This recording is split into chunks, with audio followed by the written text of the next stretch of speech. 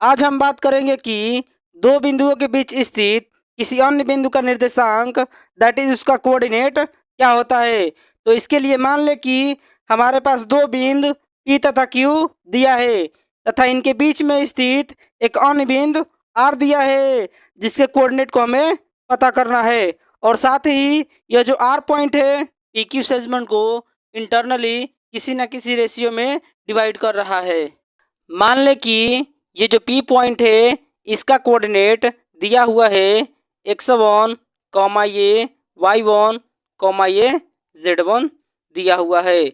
और ये जो Q पॉइंट है इसका कोऑर्डिनेट मान ले कि दिया हुआ है ये x2 कॉमा y2 कॉमा ये z2 दिया हुआ है।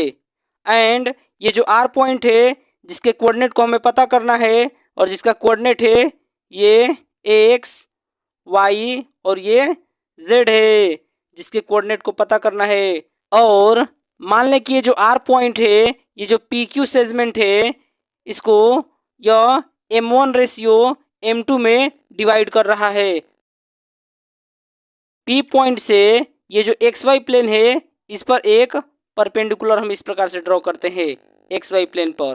एंड इसी प्रकार ये जो क्यू पॉइंट है इस क्यू पॉइंट से एक्स वाई प्लेन पर हम एक परपेंडिकुलर इस प्रकार से हम ड्रॉ करते हैं। एंड ये जो क्यू पॉइंट है इस क्यू पॉइंट से भी हम एक परपेंडिकुलर ये जो एक्स वाई प्लेन है यहाँ से ड्रॉ कर लेते हैं।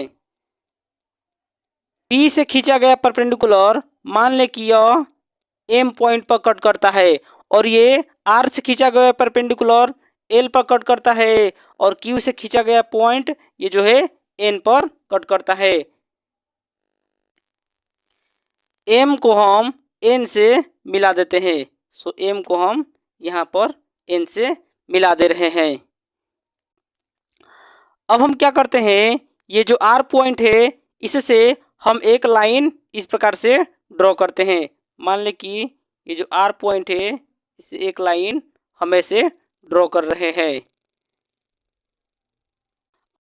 अब मान ले कि ये जो PM लाइन है हमने जो लाइन खींचा है ये वाली इसे इस पॉइंट पर यहाँ पर यह K पर कट कर रहा है और ये जो QN सेगमेंट है इसको यह E पर कट कर रहा है। अब चूंकि फिगर से स्पष्ट है यह जो RL डिस्टेंस है जिसको हमने Q प्लेन से नापा है ये इसका जो डिस्टेंस होगा वह Z होगा। और इसी प्रकार से यह जो Q1 है XY प्लेन से हमने मेजरमेंट किया है यह Z2 होगा। और ये MP है इसकी जो वैल्यू हो जाएगी यह Z1 के इक्वल हो जाएगी। अब चूंकि फिगर से स्पष्ट है यह जो QE है यह वाला जो डिस्टेंस है QE यह QE यह बराबर होगा हमारे पास QN माइनस के EN के बराबर हो जाएगा। सो यह QN माइनस का यह EN के इक्वल हो जाएगा। और चूंकि यह जो QN है इसका जो वैल्यू दिया है वह Z2 है तो यहाँ से हो जाएगा यह Z2 माइनस। अब चूंकि यह EN है चूंकि पैरेलल है यह RL के सो इसका जो हो जाएगा EN वो Z के बराबर हो जाएगा तो यहाँ से लिखते हैं ये Z। सो इस प्रकार से यह QE आएगा हमारे पास Z2 माइनस Z के इक्वल हो जाएगा।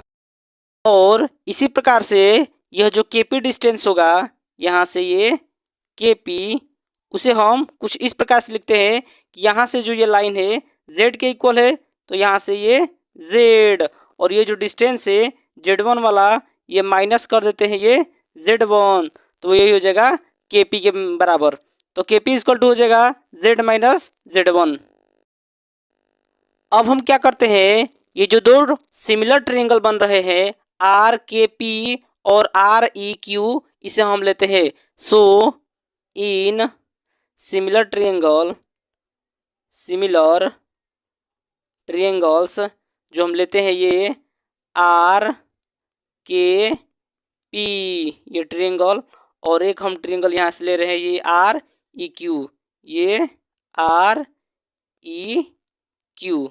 चूंकि हम जानते हैं ये जो सिमिलर ट्रायंगल्स होते हैं इनमें जो साइड्स होते हैं उनका रेशियो सेम होता है। सो हम लेते हैं इनकी ये जो साइड्स है ये आर पी, ये आर पी अपॉन यहाँ से आर क्यू, ये आर क्यू, यह जो इक्वल होगा वह के पी, यहाँ से लेते हैं हम के पी अपॉन में ये क्यू ई के इक्वल हो जाएगा, क्यू ई के इक्वल हो जाएगा। चूंकि हमने यहाँ पर के पी और क्यू ई को वैल्यू को हमने यहाँ पर कैलकुलेट किया है, सो हम ये जो आर पी है और आर की है इसके मान के भी रखते हैं। तो ये जो आर पी है M1 के और M2 संबंध में हो रहा है, सो हम इसे लिखते हैं ये M1 अपॉन में हो जाएगा ये M2 हो जाएगा।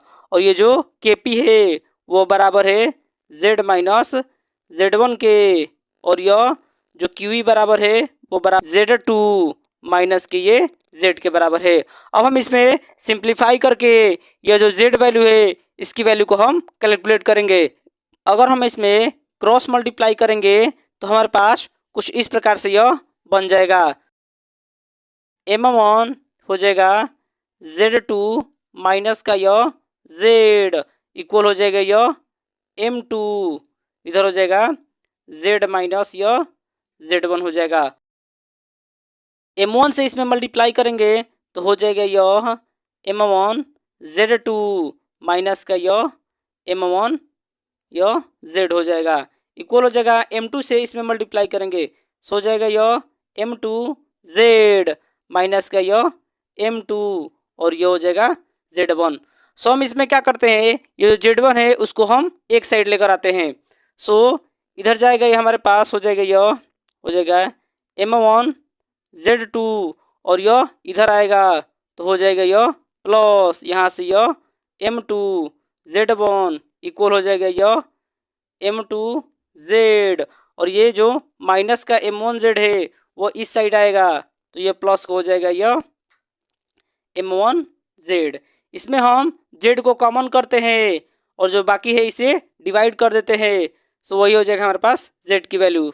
सो Z बराबर हो जाएगा हमारे पास यह M1 Z2 प्लस हो जाएगा यह M2 Z1 और यह बाटा में हो जाएगा अपने पास ये M1 प्लस ये M2 हो जाएगा। और यह जो आया है अपने पास यह Z कोऑर्डिनेट की वैल्यू है। इसी प्रकार से जो अन्य कोऑर्डिनेट है एक्स वाई हम उसकी वैल्यू को इसी प्रकार से कैलकुलेट कर लेते हैं। सो हमने यहाँ पर एक्स वाई और ये Z है इसकी वैल्यू को यहाँ पे कैलकुलेट कर लिया है। अब हम अपना नोट फर्स्ट देखते हैं।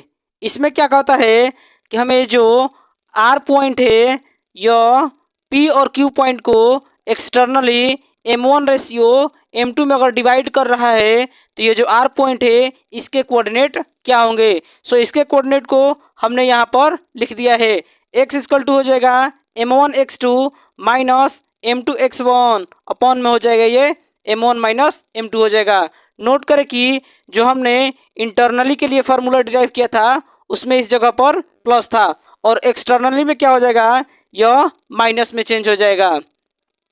इसी प्रकार से y में वही रहेगा, सिर्फ माइनस यहाँ पे चेंज हो जाएगा और z के लिए जो प्लस था अब यहाँ पे एक्सटर्नली के लिए माइनस में कन्वर्ट हो जाएगा। तो यह जो आया है हमारे पास यही होगा एक्स वाई जेड का कोऑर्डिनेट।